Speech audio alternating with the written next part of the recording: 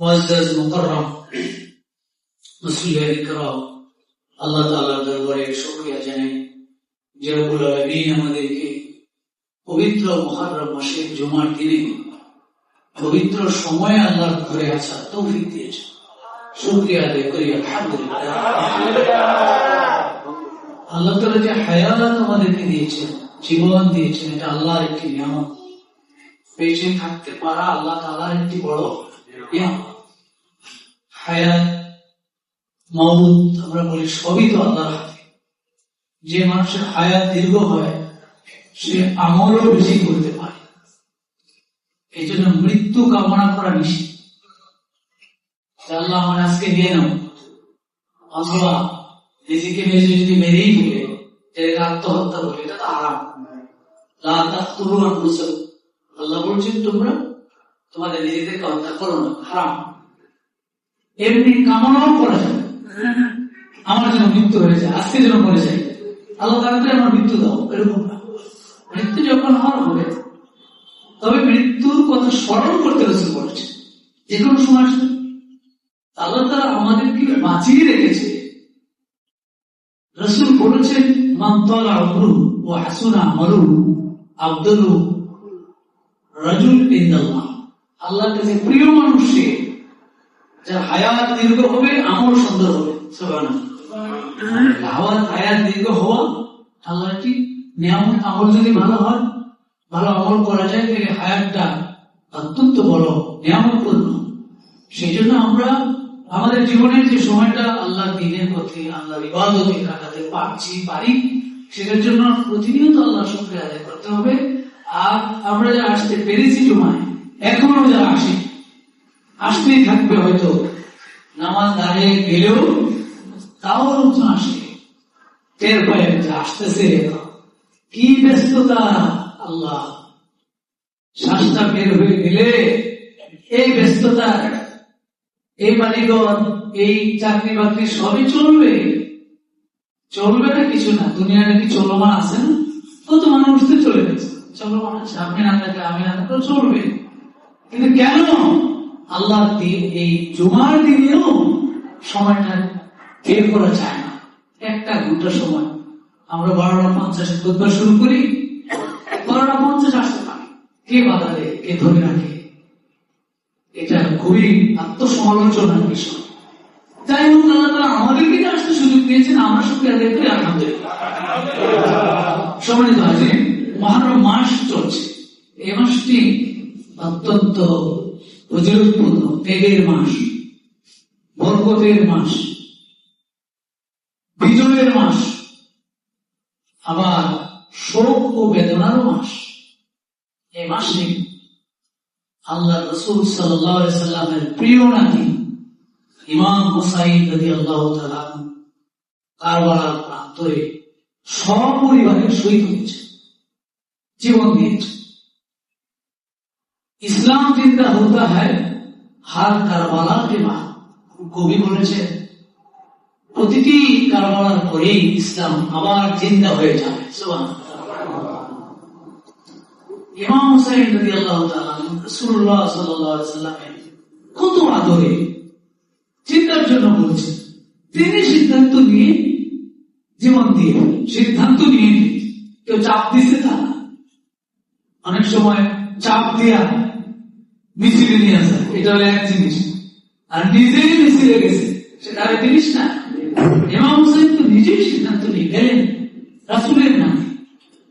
আল্লাহ রাসূল কত মহব্বত করতেন, কাঁধে নিয়ে নামাজে সেজদা দিয়েছে।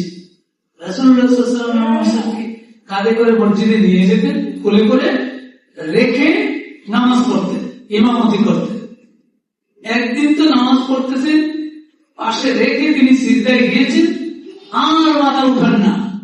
সাহাবায়ে কেরাম অপেক্ষাকৃত লম্বা সিজদা হয়ে গেল। একজন সাহাবী হাদিসে আছেন, তিনি এত লম্বা দেখে একটু মাথাটা উঠাইয়া দেখলে সিজদায় কিন্তু রয়েছে, দেখে যে রাসূলের কাঁধে তার একজন বসে আছে, ইমাম হুসাইন বসে আছে। তো আবার সে সিজদায় চলে গেল। নামাজ শেষ হলে রাসূলকে জিজ্ঞাসা করলেন, ইয়া রাসূলুল্লাহ, কোনো সমস্যা হলো কিনা? আমরা তো ভাবছিলাম কোনো সমস্যা হয়ে গেল, এত দীর্ঘ সিজদা রাসূল বলেন, শোনো, আমার কাঁধে যে আমার নাতি, প্রিয় নাতি, আদরের নাতিটা উঠেছিল, তাকে যে আমি রেখে সিজদা থেকে উঠবো, আমার খুব কষ্ট লাগছে। সুবহানাল্লাহ, কতটা মহব্বত করতে ইমাম হাসান। এবং রাসূলুল্লাহ সাল্লাল্লাহু আলাইহি ওয়াসাল্লাম হাদিস শরীফে আছে, আবু দাউদ শরীফের হাদিস, রাসূল তো ঘোড়া হয়েছে, দুই হাত দুই হাঁটু জমিনে রেখে ঘোড়া হয়েছে। বুঝলেন না ঘোড়া হওয়াটা? দুই হাত দুই হাঁটু রেখে ঘোড়া হয়েছে। আর কালে উঠেছেন হাসান ইবনে আলী। হাসান উঠেছেন, একজন লোক যাচ্ছে আর বলছে, নে'মাল মারকাব রাকেবতা ইয়া গোলাম, এ ছেলে, তুমি যে বাহনে উঠেছো, এই বাহনটা পৃথিবীর সেরা বাহন। এর চেয়ে সেরা বাহন আর হতে পারে না। তুমি সেই বাহনের উপরে উঠে বসে আছো, জানো এটা কি বাহন? তখন ওই বাহন মানে রাসূল নিজেই জবাব দেয় তার কথায়, নে'মাল রাকিবু হুনা, এই বাহনে যে উঠেছে সেও পৃথিবীর সেরা। যে উঠেছে ইমাম হাসান, সেও সেরা। তার কথার জবাব রাসূল দিলেন। এভাবে তিনি নাতিদেরকে আদর করেছেন। সেই আদরের নাতি যাদের ব্যাপারে রাসূল ঘোষণা দিয়েছেন হাদিসে, সাইয়্যিদা শাবাব আহলিল জান্নাহ আল হাসান ওয়াল হুসাইন রাদিয়াল্লাহু তাআলা, জান্নাতের জওয়ানদের সর্দার হবে আমার নাতি হাসান হুসাইন। এই হাসান, এই হুসাইন রাদিয়াল্লাহু তাআলা, ইমাম হুসাইন এই মুহররম মাসে সিদ্ধান্ত নিয়ে মদিনা থেকে সেই সুদূর কারবালায় চলে জীবন দেওয়ার জন্য। এটা কেমন কথা? সিদ্ধান্ত নিয়ে জীবন দেওয়ার জন্য যাওয়া। ইমাম হুসাইনের উত্তরসূরি আমরা যারা, রাসূলের অনুসারী আমরা যারা, আমাদের একটু চিন্তার বিষয় না? একটু চিন্তার বিষয় আছে কি? হায় হোসেন করে তাজিয়া, তারপরে মিছিল, শোক, নিজের শরীরে নিজে ইয়ে করে বাড়ি মারে, এই কি? এটা তো এই চিন্তার কথা বলা হয়। ইমাম হুসাইনের শহীদ হওয়া, এই শাহাদাতি যে তামান্না, শহীদি তামান্না, এটাকে একটা আকাঙ্ক্ষা বলে। মুমিনের একটা আকাঙ্ক্ষা থাকে, একজন মুমিনের একটা আকাঙ্ক্ষা থাকে। আকাঙ্ক্ষা থাকলেই আপনি শহীদ হয়ে যাবেন তা না। বহু সাহাবাগণ বহু যুদ্ধে গেছে, শহীদ হয়নি, গাজী হয়ে আসছে, আবার কাউকে আল্লাহ শহীদ হিসেবে নিয়ে নিচ্ছে। এটা তামান্না সবাই থাকতে হবে, হৃদয়ের আকাঙ্ক্ষা সকলেরই থাকতে হবে। এটা মুমিনের একটা বৈশিষ্ট্য। কোরআনুল কারীমের সূরা আলী ইমরানের 169-70 নম্বর আয়াত আল্লাহ বলেন, ওয়ালা তাহসাবান্নাল্লাযীনা কুতিলু ফী সাবিলিল্লাহি আমওয়াতা বাল আহইয়াউন 'ইনদা রাব্বিহিম ইউরযাকুন। আল্লাহ বলেন, হে নবী, অবশ্যই আপনি মনে করবেন না, কামনা করতে পারবেন না, যারা আল্লাহর রাস্তায় নিহত হয়েছে, আমওয়াতা, তাদেরকে মৃত মনে করতে পারেন না, বাল আহইয়া, বরং তারা হলো জীবিত। সূরা আলে ইমরান 169। তারা মৃত না জীবিত? তারা হলো জীবিত। ইনদা রাব্বিহিম ইউরযাকুন, তারা তাদের রবের কাছে, তাদের আল্লাহর কাছে, প্রভুর কাছে, ইউরযাকুন, তাজা তাজা রিজিক প্রাপ্ত হয়ে থাকে। জীবিত মানুষ যেভাবে রিজিক পায়, রিজিক খায়, রিজিক গ্রহণ করে, খাদ্য গ্রহণ করে, এই শহীদরা যারা আল্লাহর প্রতি নিহত হয়েছে, তাদেরকে এভাবে তাজা রিজিক দেওয়া হয়। সুবহানাল্লাহ। এই কথা আমার না আল্লাহ। কোন সূরা জানি? আলে ইমরান 170। দেখবেন কি, ফরিহিনা বিমা আতাহুমুল্লাহু মিন ফাদলিহি, ওই শহীদরা যারা আল্লাহর প্রতি নিহত হয়েছে, তারা আল্লাহ প্রদত্ত অনুগ্রহ পেয়ে অতি আনন্দে জীবন যাপন করে। খুব খুশি, তারা আল্লাহ যা দিয়েছেন তাতে খুব খুশি। ওয়ায়াস্তাবশিরুনা বিল্লাযীনা লাম ইয়ালহাকু বিহিম মিন খালফিহিম, আর তারা খুশির খবরটা, এই সুসংবাদটা তাদের কাছে দিতে চায় যারা এখনো তাদের কাছে আসতে পারেনি, তাদের আপনজন, দুনিয়ায় যারা রয়ে গেছে, শহীদ হয়ে আসতে পারেনি, তাদের কাছে তাদের এই অবস্থানটা জানানোর জন্য এই খুশির খবরটা জানানোর জন্য তারা পেরেশান থাকে। তারাও চায় যে আমরা যে কিভাবে আছি এটা তাদেরকে জানাতে পারতাম, তাই না? যারা এখনো আসেনি, যারা এই পথে নাই, তারা বুঝতে পারতো এর অবস্থা কি। আল্লাহ খাউফুন আলাইহিম ওয়ালা হুম ইয়াহজানুন, তাদের জন্য কোনো ভয় ভীতি নেই এবং কোন ধরনের চিন্তা পেরেশানি নেই। এটা আল্লাহ তাআলা কোরআনে আয়াত। তাদের কোনো পেরেশানি নেই, চিন্তা নেই। আমরা হয়তো চিন্তা করি তাদেরকে নিয়ে, যার এই জীবনটা চলে গেল, ইমাম হুসাইন সিদ্ধান্ত নিয়ে জীবনটা দিয়ে দিল পরিবার সহ, আর আল্লাহ বলেন তাদের কোনো চিন্তা নেই, পেরেশানি নেই, তারা নিশ্চিন্তায় আছে এবং খুব আরামে আছে, শান্তিতে আছে। কোরআন কারীমের আয়াত। যারা শহীদ হয়ে যায় তাদের অপ্রাপ্তি আছে, কোনো কিছু প্রাপ্তির কমতি আছে কিনা, এটা হাদিস শরীফে, তিরমিজি শরীফের হাদিস আমি পড়েছি, 3011 নম্বর হাদিস। সেখানে যারা আল্লাহর রাস্তায় নিহত হয়, শহীদ হয়, শাহাদাত বরণ করে, তাদেরকে আল্লাহ তাআলা কি জিজ্ঞাসা করে দেখে। আব্দুল্লাহ ইবনে মাসউদ রাদিয়াল্লাহু তাআলা বর্ণনা করেন, তাকে জিজ্ঞাসা করা হলো সূরা আল ইমরানের 170 নম্বর আয়াত নিয়ে তাকে জিজ্ঞাসা করা হলো, এই যে শহীদেরা জীবিত বলা হয়েছে, আল্লাহ তাআলা জীবিত বলেছে এবং তাদেরকে রিজিক দেওয়া হয়, এই আয়াত সম্পর্কে তাকে জিজ্ঞাসা করা হলো যে হুজুর এই আয়াতের ব্যাখ্যা বলেন। হযরত আব্দুল্লাহ ইবনে মাসউদ রাদিয়াল্লাহু তাআলা তিনি বলেন, আমরা নিজেরাও এই আয়াত সম্পর্কে বিশ্ব নবীকে জিজ্ঞাসা করেছিলাম, ফাউখবিরনা, আমাদেরকে জানানো হলো, আন্না আরওয়াহুম ফি তাইরিন খুদরিন, ওই যে শহীদরা যারা আল্লাহর দ্বীনের জন্য জীবনটা দিয়ে দিল, তাদের রূহগুলি সবুজ পাখির আকারে তাসরাহু ফিল জান্নাতি হাইসু শাআত, সবুজ পাখির আকারে জান্নাতের যে কোনো জায়গায় আনন্দে আরামে ঘুরে বেড়ায়। হাইসু শাআত, জান্নাতের যেখানে ইচ্ছা সেখানে ঘুরে বেড়ায়, নিশ্চিত জান্নাত হয়ে গেল।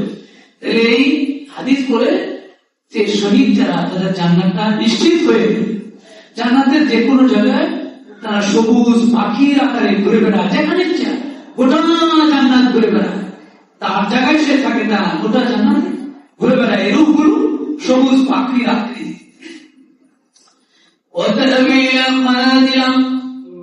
এবং তাদের এই রূপগুলি আশ্রয় নেয় গিয়ে ঝাড় বাতির মধ্যে, মুআল্লাকাতিন বিল আরশি, আল্লাহর আরশের সাথে ঝুলন্ত লাগানো অনেকগুলি ঝাড় বাতি আছে। ওই ঝাড় বাতির সাথে ওই রূপগুলি গিয়ে সেখানে আশ্রয় নিয়ে থাকে। তখন হে নবী, আপনার রব তাদের দিকে একটু আরশে আজিম থেকে, আল্লাহর আরশ থেকে একটু উকি মেরে তাকান। ফাকালা, উকি মেরে তাকিয়ে বলেন, হাল তাস্তাজিদুনা শাইআ, এই শহীদরা, তোমাদের আর কোন আকাঙ্ক্ষা আছে কিনা? আরো বেশি কিছু আমার কাছে চাও কিনা? জান্নাতে তো চলে এসেছ, ফাযিদুকুম, তাহলে আমি তোমাদেরকে আরো বেশি বাড়িয়ে দেব, আরো বেশি নিয়ামত দান করব। সুবহানাল্লাহ। ক্বালু, তারা বলবে, রব্বানা, হে আমাদের রব, ওমা নাস্তাজিদু, আমরা আর কি চাইবো আপনার কাছে, ওয়া নাহনু ফিল জান্নাহ, আমরা তো জান্নাতে চলে এসেছি, নাসরাহু হাইসু শিনা, জান্নাতের যেখানে ইচ্ছা সেখানে আমরা যেতে পারি, এর চেয়ে বড় প্রাপ্তি আর কি আছে? সুবহানাল্লাহ। সুম্মা ইত্তালা ইলাইহিম আস-সানিয়া, তাদের এই জবাবের পরে রব্বুল আলামিন দ্বিতীয়বার আবার উকি মারবেন, উকি মেরে বলবেন, হাল তাস্তাজিদুনা শাইআ, তোমরা কি আমার কাছে আর কিছু চাও কিনা? আর অতিরিক্ত কিছু চাওয়া তোমাদের আছে কিনা? ফাযিদুকুম, আমি তোমাদেরকে সেটা দান করব। ফালাম্মা রাআউ আন্নাহু লাম ইউতরাকু, তারা যখন দেখলো রব তো আর ছাড়বে না, কিছু না কিছু চাইতেই হবে, বলতেই হবে, তখন ক্বালু, তারা বলল, তুঈদু আরওয়াহানা ফি আজসাদিনা, হে আমাদের রব, হে আমাদের প্রভু, আপনি আমাদের দেহের মধ্যে আমাদের রূহটা আবার ফিরিয়ে দিন। হাত্তা নারজি ইলা দুনিয়া, আমরা আবার দুনিয়ায় যাব। ফানুক্তালা ফি সাবিলি, আপনার রাস্তায় জিহাদ করে আমরা আবারও জীবন দিয়ে আসবো। শহীদদের এটা কামনা থাকে, তামান্না থাকে, জান্নাতে আসার পরেও আবারও মৃত্যুবরণ করতে চায়, আবারও সেই মর্যাদা আবার যেন লাভ করতে পারে। দ্বিতীয়বার দুনিয়া আসার সুযোগ যেহেতু নাই, হাদিসে এটা আমাদের দিয়ে মুমিনদেরকে বোঝানো হলো যে মুমিনেরা তাদের হৃদয়ে এই কামনাটা সবসময় করবে যে তারা আবার দুনিয়ায় যতদিন তারা আছে তাদের এই আল্লাহর দেওয়া জীবনটা আল্লাহর পথেই যেন থাকে। সুবহানাল্লাহ। এখন মৃত্যু যে কোনো ভাবেই হতে পারে, মৃত্যু কার কিভাবে হবে, কখন হবে, এটা কেউ জানে না, যে কোথায় সে মারা যাবে। ওমা তাদরি নাফসুন বিআইয়ি আরদিন তামুত, কোরআন বলছে কোন মানুষ জানে না কোন জমিনে সে মারা যাবে। গ্রামের মানুষ শহরে এসে মারা যায়, আছে, আবার শহরে সারাটা জীবন থাকলো, সে গ্রামে গেল বেড়াইতে, সেখানে গিয়ে মারা গিয়েছে। দেশেও মারা যায়নি, বিদেশে গিয়ে মারা গিয়েছে। এই জন্য আল্লাহ বলছেন কে কোথায় মারা যাবে এটা তো আল্লাহ জানে, কোনো মানুষ জানে না। কিন্তু মুমিন তার হৃদয়ে কামনাটা করবে যে আল্লাহ তোমার পথে যেন আমার মৃত্যুটা হয়, তোমার পথেই যেন আমার মৃত্যু হয়। বিশেষ করে শহীদি তামান্না ইমাম হুসাইন রাদিয়াল্লাহু তাআলা আনহুকে সুদূর মদিনা থেকে কারবালায় নিয়ে পর্যন্ত গিয়েছে এবং তিনি শহীদ হয়েছেন। এটা হলো মর্যাদা, এটা হলো তামান্না। ঠিক মুমিনের এই তামান্না লালন করার কথা বলা হয়েছে। আরেকটি হাদিস যেটা আবু দাউদ শরীফে আছে 2520 নম্বর হাদিস।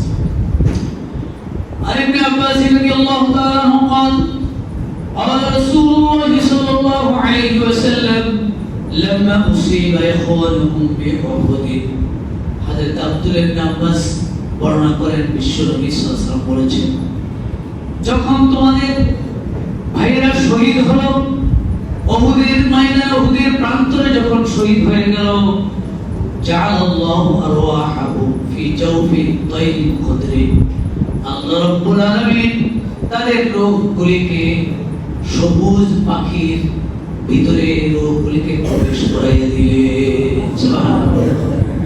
তারিদুল নাহার জান্নাত, তারা জান্নাতের ঝর্ণা সমূহের উপর দিয়ে যাতায়াত করতে শুরু করে, তাকুলু মিন সিমারিহা, জান্নাতের ফলগুলি তারা ভক্ষণ করতে থাকে।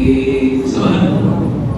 وتأوي إلى القناديل من ذهب معلقة بالعرش في ظل العرش, এবং ওই রূহগুলি জান্নাতের আরশে, আল্লাহর আরশের সাথে ঝুলন্ত সেই বাতি সমূহের মধ্যে গিয়ে সেখানে গিয়ে বসতে থাকে। অনেক সময় দেখা যায় বাতির মধ্যে বিভিন্ন পোকা এসে বসে, ওই রূহগুলিকে সবুজ পাখির ভিতরে রূহ ঢুকাই দিয়ে ওই পাখিগুলো এসে জান্নাতে আরশে, আল্লাহর আরশের জ্বলন্ত বাতির মধ্যে সবাই বসলো। ফালাম্মা ওয়াজাদু তাইবা মা'কালিহিম ওয়া মাশরাবিহিম ওয়া মাকিলিহিম, এই উহুদের শহীদগুলো যখন তাদের পূর্ণ পুত পবিত্র খানা এবং পানীয় এবং তাদের অবস্থান আবাসন সুন্দরভাবে যখন লাভ করলো, ক্বালু, তারা বলল, মাইয়ুবাল্লিগু ইখওয়ানানা আন্না, আমাদের এই অবস্থানটা, আমরা যে এই অবস্থায় আছি সেই অবস্থাটা কে আমাদের পক্ষ থেকে গিয়ে আমাদের ভাইদের কাছে পৌঁছে দেবে। সুবহানাল্লাহ। ক্বালু মাইয়ুবাল্লিগু ইখওয়ানানা আন্না আন্না আহইয়াউন ফিল জান্নাতি নুরযাকু, যে জান্নাতে জীবিত আছি এবং রিজিক পাচ্ছি, ভালো ভালো খানা পাচ্ছি, এটা কে বুঝাবে? লিআল্লা ইয়াসাদু ফিল জিহাদ, তারা যেন জিহাদ থেকে গাফেল না হয়, জিহাদ থেকে বিরত না হয়, এই নিউজটা গিয়ে গিয়ে আমাদের পক্ষ থেকে পৌঁছাবে। আজকাল জিহাদের ব্যাপারেও কথা আসছে না, জিহাদ লাগবে না, থেকে যে বলে কে যে মুখ দিয়ে কথা বাইর করায় সেটাও আমরা ভাবি। অনেক সময় জিরে ধরে দেখেন না, মুখ দিয়ে কথা বের হয় ঠিকই, কথা তো সে বলে না, কথা তো জিরে বলে, কিন্তু আমরা তো দেখি সে বলতেছে। আসলে পরে যখন তারে ঠিক হইলে জিজ্ঞাসা করবে, তুই এই কথা কইছিস, তোর কোন সময় আমি কিছু কই নেই, বুঝতেই না, আসলে জিরে ধরছে না। এই জন্য কোনো মানুষকে এরকম জিরে ধরে বসছে কিনা, না কোনো শয়তানে ধরে বসছে, জিহাদ দিয়েও কথা বলে যে জিহাদ নাই, জিহাদ দিয়ে জিহাদ করা লাগবে না, জিহাদ দিয়ে রাষ্ট্র কায়েম লাগবে না, এই সমস্ত কথা বলে। যেখানে আল্লাহ বলেছেন ওয়াজাহিদু ফিল্লাহি হাক্কা জিহাদ, সূরা হজ্জে আল্লাহ বলেছেন তোমরা চূড়ান্তভাবে হক আদায় করে জিহাদ করো। জিহাদের ব্যাখ্যা আপনি করতে পারেন, কিন্তু জিহাদ নাই, জিহাদ নাই এই কথা যদি কেউ বলে, সে হাদিসকেও অস্বীকার করলো, কোরআনকেও অস্বীকার করলো, তাইলে সে কি আর মুসলমানের মধ্যে থাকে? ঈমান থাকার তো সুযোগ দেখি না। এখন কিভাবে বলে তারা এই কথা আমি তো বুঝতে পারছি না। আল্লাহ হিদায়াতের দোয়া করে দেয়, আমরা কি বলেন? আল্লাহ হিদায়াত দান করে বলে, এবং এক্ষেত্রে কেউ যেন আমার বিভ্রান্ত হয়ে না যায়, বিভ্রান্ত হয়ে না যায়। কেন? সেজন্য ওই শহীদরা বলবে যে আমাদের পক্ষ থেকে আমরা যে জীবিত রিজিক পাচ্ছি, এত সম্মান, এত অনার আমাদের, আর সে আজ পর্যন্ত আমরা পৌঁছে গিয়েছি, এই খবরটা আমাদের থেকে কে পৌঁছাবে? এটা তারা কামনা করে। فقال الله سبحانه وتعالى, তখন আল্লাহ রাব্বুল আলামিন বলবেন আনা উবাল্লিগু আনকুম, হে শহীদরা জেনে রাখো আমি আল্লাহ তোমাদের পক্ষ থেকে তাদের কাছে খবর পৌঁছে দেব। এই কথা বলে ফানজালাল্লাহ, তখন আল্লাহ নাযিল করে দিলেন ওয়ালা তাহসাবান্নাল্লাযীনা কুতিলু ফি সাবিলিল্লাহি আমওয়াতা বাল আহইয়াউন ইনদা রাব্বিহিম ইউরযাকুন। অবশ্যই তোমরা এটা মনে করো না যারা আল্লাহর রাস্তায় শহীদ হয়েছে তারা মৃত, এটা মনে করো না, বরং তারা জীবিত, আর আমি রবের কাছে তারা রিজিক পেয়ে থাকে। সুবহানাল্লাহ। শহীদ হতে মন চায় না? চায় না? হুজুর ভয় লাগে, কি কোন আপনার সামনে বলতেছি ঠিকই, কিন্তু ভয় লাগে, ভয় লাগে। জীবনের মায়া তো সবারই আছে, কিন্তু মরতে চায় না, কিন্তু মরতে হবে, মরতে চায় না, কিন্তু আইনামা তাকুনু ইউদরিকুমুল মাউত ওয়ালাউ কুনতুম ফি বুরুজিন মুশাইয়াদা। আল্লাহ বলেন যেখানেই তুমি থাকো মৃত্যু তোমাকে পাবে। তুমি যদি আকাশের বিশাল মানে বেষ্টিত, একেবারে প্রাচীর বেষ্টিত জায়গায় লুকিয়ে থাকো, আকাশে কি দুনিয়াও নাই, তাহলে পুলিশেরা পাইব কই? আকাশের জায়গায় তো পুলিশে পাবে না। আল্লাহ বলে যেখানে লুকিয়ে থাকো সেখানে মৃত্যু পাবে, কোরআন শরীফে আছে। তাহলে এটা তো আমাদের বিশ্বাস আছে। তাহলে মৃত্যু মরতে চাই না আমরা, কিন্তু মৃত্যু নিশ্চিত। এই বিশ্বাস রাখতে হবে যে আসলে আমার এই জীবন, আমার এই মরণ, আমার এই জীবন, আমার এই সম্পদ, এর মূল মালিকানা কার?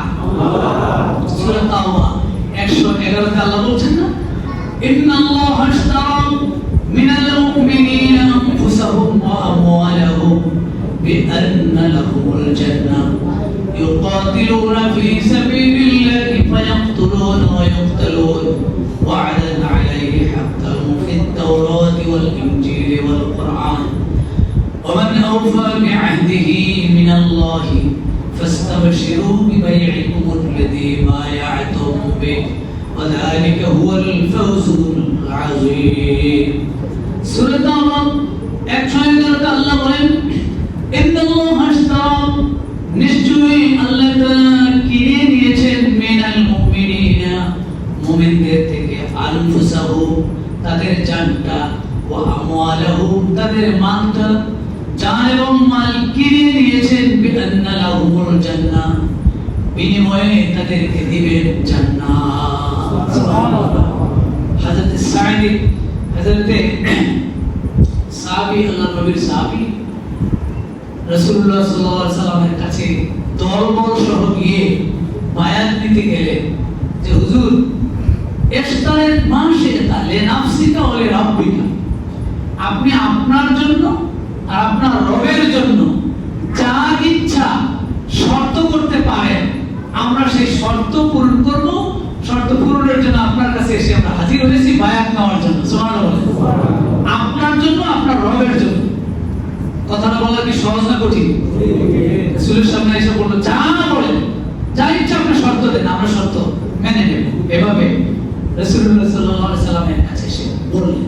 তো রাসূল বলেন, আশতারিতু লিরাব্বি, আমি আমার রবের জন্য একটা শর্ত দিতে চাই, আল্লাহ তা'বুদু ইল্লা ইয়াহু, তোমরা একমাত্র তাকে ছাড়া আর কারো ইবাদত করবে না, ওয়ালা তুশরিকু বিহি শাইআ, তার সাথে কাউকে শরীক করবে না। এই শর্তটা আমি দিতে চাই, মানবে? আমরা এটা মেনে নিলাম, আমরা আল্লাহ ছাড়া আর কারো ইবাদত করব না, এটা মেনে নিলাম, এই শর্ত।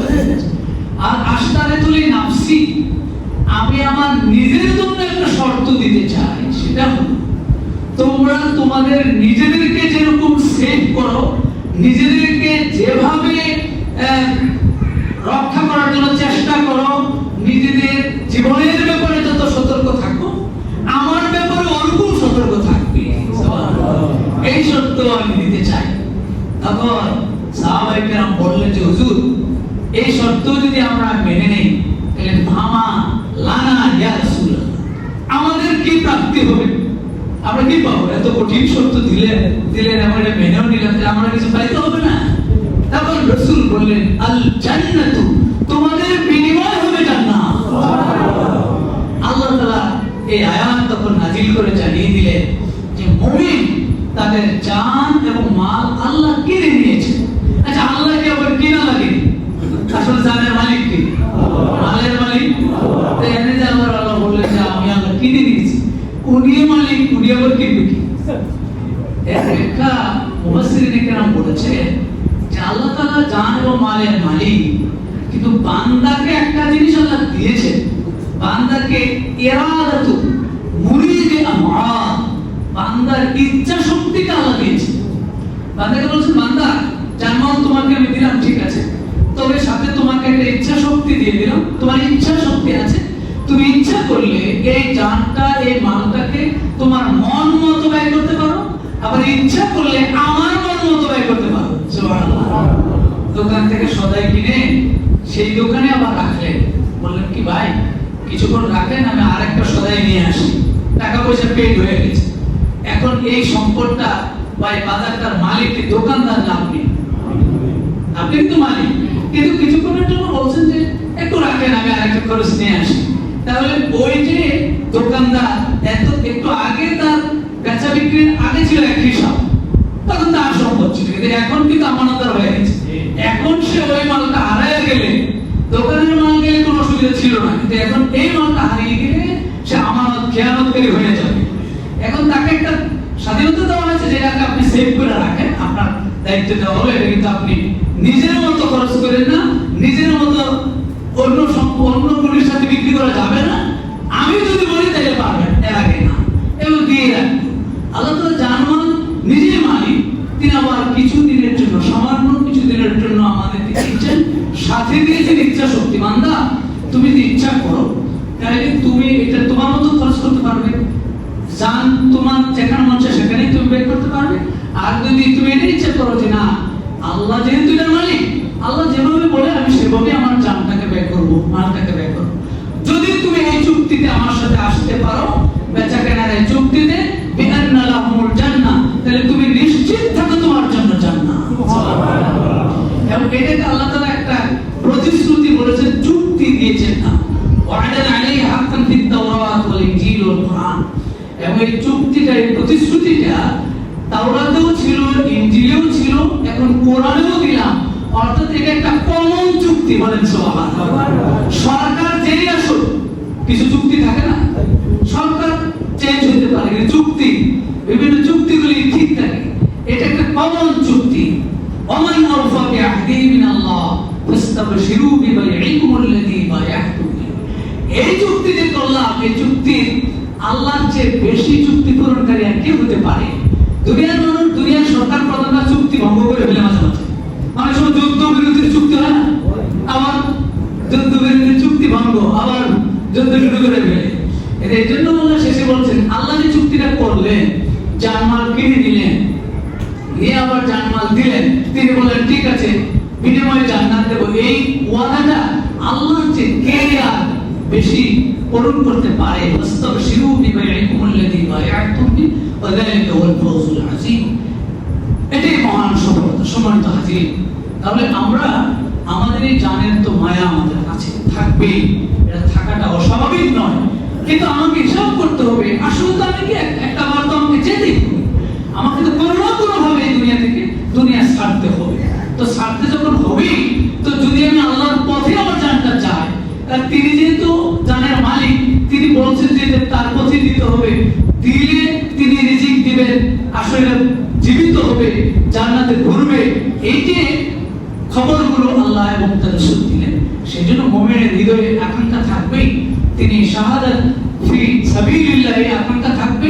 ইমাম হুসাইন রাদিয়াল্লাহু তাআলা আনহু এই আকাঙ্ক্ষাই তাকে কারবালার প্রান্তরে শাহাদাত বরণ করতে বাধ্য করেছে। আসুন আমরা মুহররমের এই মাসে সিদ্ধান্ত গ্রহণ করি যে আমরা আমাদের জীবন এবং আমাদের সম্পদ আল্লাহর পথেই যেন আল্লাহ তাআলা কবুল করে সকলে বলে আমিন।